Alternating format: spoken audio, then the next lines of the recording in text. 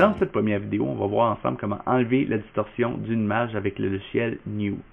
Pour ceux qui ne le savent pas, chaque lentille dans le monde a un minimum de distorsion, c'est-à-dire qu'elle va déformer légèrement l'image lors de la captation. Avant de recréer le mouvement de caméra, il faut donc enlever cette distorsion-là, sinon on va avoir des artefacts indésirables. Donc, c'est parti.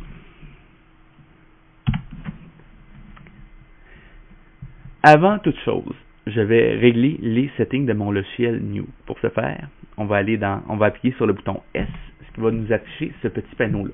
Assurez-vous d'abord et avant tout d'être en 1920 par 1080.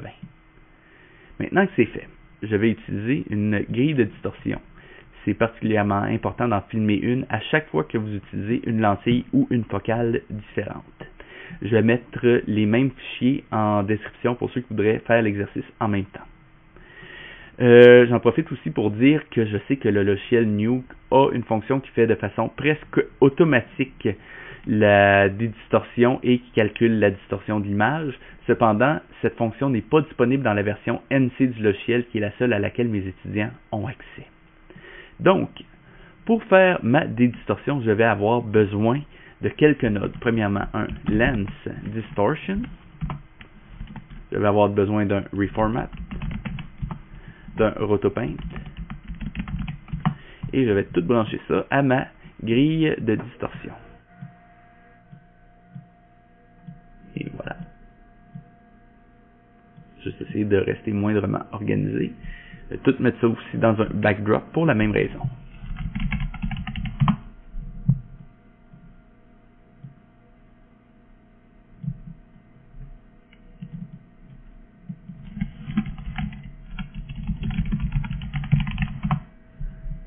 Voilà. Et dans le backdrop, je vais me créer un deuxième backdrop qui va me servir à noter certaines informations importantes.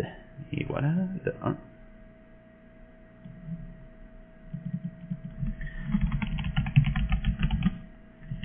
Oups. C'est bien si j'écrivais dans le bon.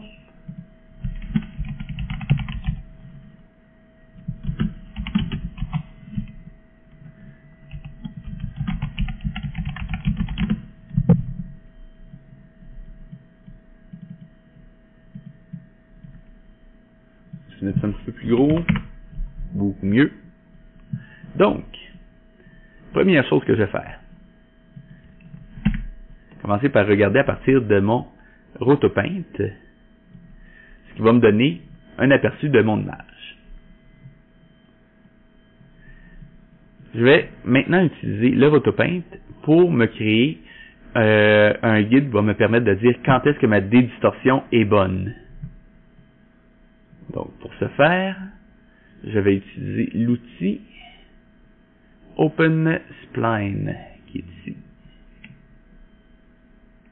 Donc, je vais essayer de sélectionner les coins de mon image, en gros, en suivant les lignes créées par ma grille de distorsion.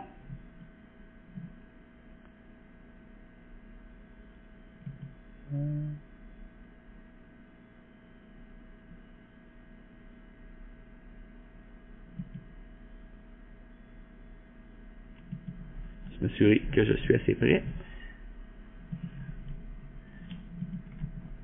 Je vais quand même prendre le temps de diminuer un petit peu l'épaisseur de ma ligne en utilisant la poignée verte. Celle-ci va s'afficher à chaque fois que je vais sélectionner un point. Pour ceux qui se demanderaient à quoi sert la poignée rose, celle-ci me permet de changer le feather de ma ligne. Donc, pour l'instant, simplement changer l'épaisseur va suffire. Et voilà. Une autre. La verte, beaucoup mieux.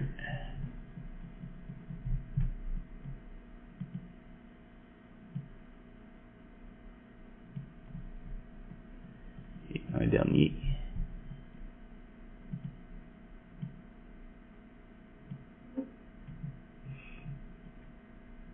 Et voilà. Maintenant, je vais pouvoir utiliser la distorsion, le Lens Distortion, pour dédistorsionner mon image. Première chose, assurez-vous qu'il est bien en On Distort. Ensuite, je sélectionne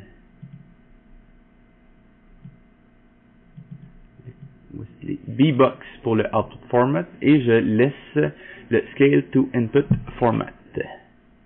Donc, maintenant que ça c'est fait, je vais pouvoir utiliser le dénominateur pour enlever la distorsion.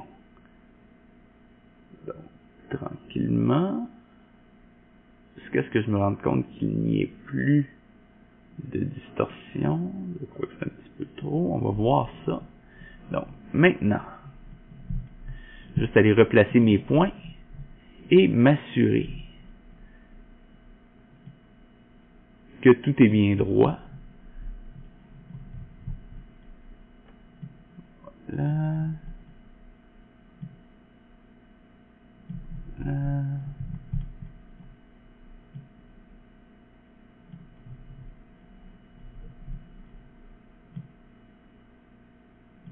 Ça semble bien. C'est ça. Du premier coup, tiens.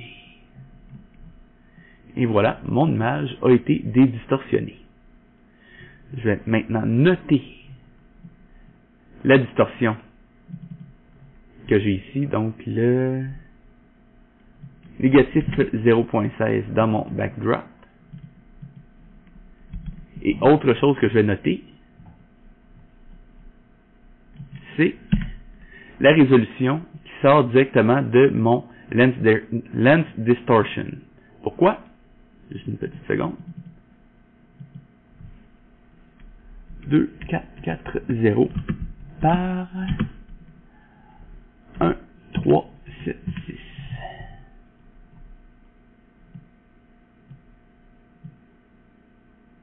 Pourquoi cette résolution-là va être aussi importante? Parce que c'est elle que je vais utiliser pour rendre des éléments 3D. On va voir dans une vidéo subséquente pourquoi c'est important de prendre cette résolution-là spécifiquement. Pour l'instant, ce que je vais faire, je vais aller récupérer la vidéo que je voudrais dédistorsionner. Voilà. Je vais reprendre ces deux nodes-là. Juste réparer ça, et voilà.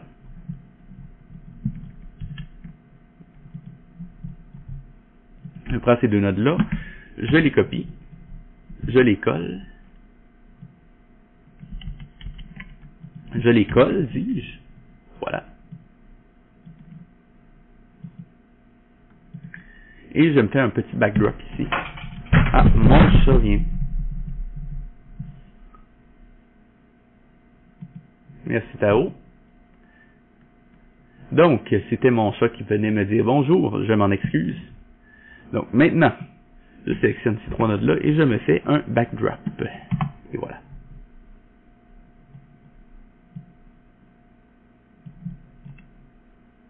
Et normalement, si tout a bien été fait, si je viens voir cette image-là, je me retrouve avec une image qui a été dédistorsionnée.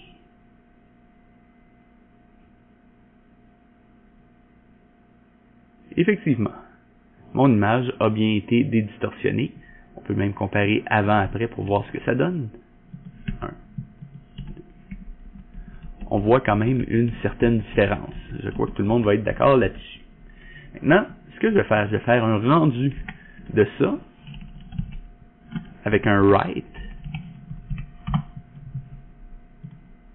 Et je vais aussi en profiter pour bien nommer mon backdrop. Celui-ci, c'est Undistort. Donc, je sélectionne mon write, je sélectionne où je vais enregistrer le tout, donc je vais le mettre simplement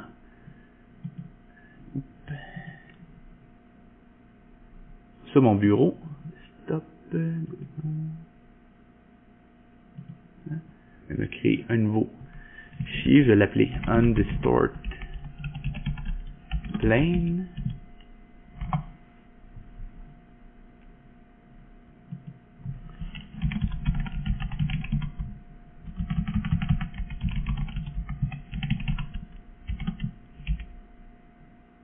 Plate plutôt. Bon, c'est pas très grave, on nommerai le fichier après. Là, ce qui va être important, c'est de rajouter un point. Rajouter hashtag, hashtag, hashtag, hashtag. Et finalement, .jpg. Ce à quoi servent le hashtag, hashtag, hashtag, hashtag, c'est pour remettre le numéro de l'image à laquelle on est rendu. Donc, par exemple, si je sauvegarde, quand je suis au frame 1, le fichier s'appellera undistortedplate.0001. Au frame 2, ça va être undistortedplate.0002.jpg. Et ça continue ainsi. Donc, une fois que tout est fait, je vais sauvegarder. Je vais le mettre encore une fois sur le bureau. Je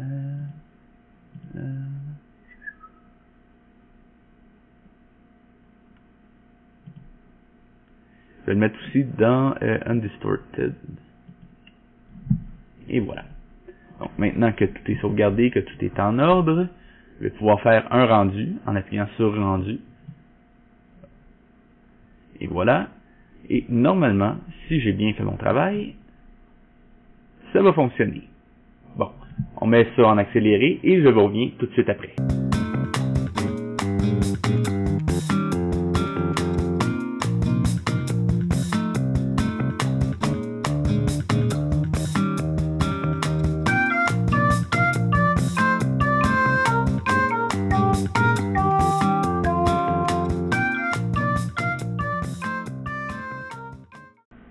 Donc, effectivement, tout a été rendu correctement, et si je double-clique sur une des images, effectivement, je me retrouve avec une image qui a été dédistorsionnée. Dans la prochaine vidéo, on va voir ensemble comment recréer le mouvement de caméra à l'aide du logiciel Blender. En attendant, si vous avez aimé la vidéo, je vous invite à la partager et à la liker, et évidemment à vous abonner à la chaîne. Si jamais vous avez des questions, laissez-les également en commentaire. Vos commentaires sont également les bienvenus. Sur ce, à la prochaine.